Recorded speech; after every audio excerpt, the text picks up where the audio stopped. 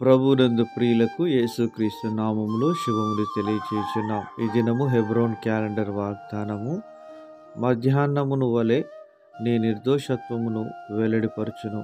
కీర్తనల గ్రంథము 37వ అధ్యాయము 6వ చరణంలో భక్తుడైనటువంటి దావీదు ఈ మాటలు రాస్తూ ఉన్నాడు.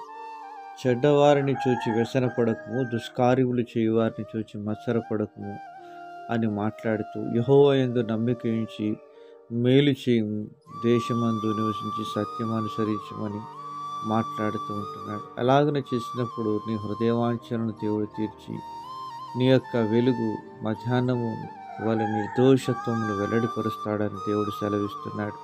ప్రియమైనటువంటి దేవుని ప్రజలారా, సౌలు తన పట్ల ఎంతో చెడ్డ వైఖరిని ప్రవర్తించినప్పటికీ కూడా ఎప్పుడు కూడా వ్యసనపడలేదు. కానీ మరి తన జీవితంలో అది అనుభవపూర్వకంగా తాను అనుభవించి దావీదు తెలియజేస్తూ ఉన్నాడు. ప్రియమైనటువంటి దైవజనమా, ఈరోజు నిన్ను హింసించే వారిని చూసి నువ్వు వ్యసనపడవద్దు. ఎందుకనగా పెనిన్న హన్నాను హింసించినప్పుడు హన్న మంచి ప్రార్థన పర్రాలుగా సిద్ధపరచబడుతూ వచ్చింది. ఇలాగున దేవుడు నీకు విరోధంగా ఏదైనా చేస్తూ ఉన్నాడంటే నిన్ను ఆత్మీయంగా సానపెడుతున్నాడనే సత్యాన్ని మర్చిపోవద్దు. కనుక శ్రమనందుట నాకు మేలాయనని దావీదు సెలవిచ్చినాడు.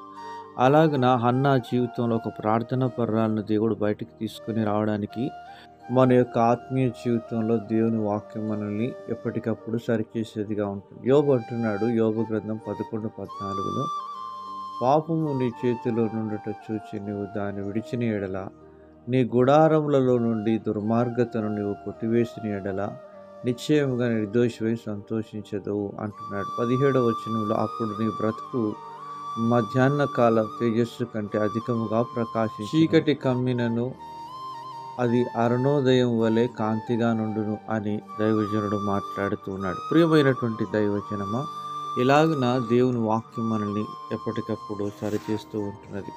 యెషయా గ్రంథం 54వ అధ్యాయం 17వ చరణంలో అంటాడు, నీకు విరోధంగా రూపింపబడిన ఏ ఆయుధమును వర్తిల్లదు.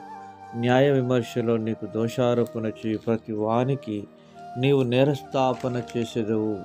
యెహోవా యొక్క సేవకుల నీతి నా వలన కలుగుచున్నది, ఇది వారి స్వాస్థ్యం, ఇదే యెహోవా వాక్కు అని దేవుని వాక్యము చక్కగా తెలియజేస్తుంది. ప్రియమైనటువంటి దేవుని ప్రజలారా, ఇలాగున మన యొక్క ఆత్మీయ జీవితంలో దావీదు వలె మనకు విరోధంగా లేచినటువంటి వారి ఎడల మరి ప్రవర్తించినప్పుడు దావీదును దీవించిన దేవుడు మనల్ని కూడా దీవించునుగాక. అలాగా ప్రభు నీకు సహాయం చేయనుగాక.